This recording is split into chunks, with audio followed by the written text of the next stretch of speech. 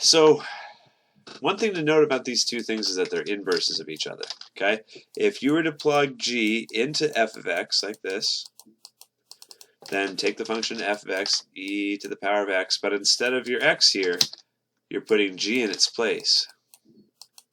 And if you do that, you get out the identity function, which means they're inverses. So whenever we graph these, we should see that they form symmetry about the y equals x line. Okay, that's a property of inverse functions. So in order to figure out what the graphs are supposed to look like, you could test out some values to help you know. But the big idea is that e to the x, that's an exponential function, which means as x gets bigger and bigger on the positive side of things, you're raising the e, which is 2.7 something something, you're raising that to a higher and higher power, so the thing should be just jumping off like this, roughly. And if g of x is the inverse of f of x, it should be doing the opposite. It should be making a mirror image. So if this is about, let's say, like 10 units away, then this should be about 10 units away. This is closer, let's say that's like 5 units away, then this should be getting closer. The graph gets closer and closer, and then does the exact opposite. You should be able to fold this like a piece of paper, and your two graphs should be mirror images of one another. Another way of justifying your choice would be to plot some points. If you plug in 0 in for, here, let's do f of x. If you plug in 0 in for x, you get out 1 for y. So 0 on the x, 1 on the y, there should be a dot there for f of x.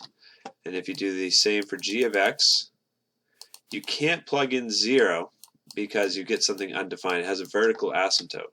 Okay.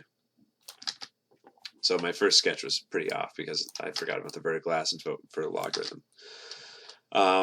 It was just a rough sketch just to show the mirror image. But you can't plug in 0 because what power do you raise e to make it equal 0? You can't do that, right? You can't turn e into 0 just through exponents. It'd be infinitely large.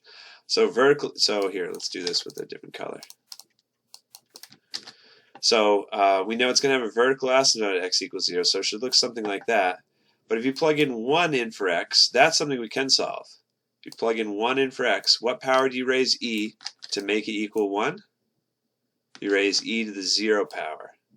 So at 1, we should be at 0. And we could have got that too from the fact that they're inverses. 0, 1 means 1, 0 should be a dot on the inverse function.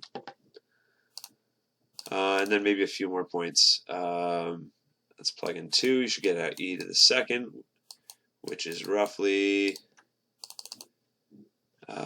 e is right here. Raise that to the 2nd power. That's 7.38. So at 2, we should be at 7.38, something up here. So you can see that sketch starting to form. And then same thing over here, horizontal asymptote.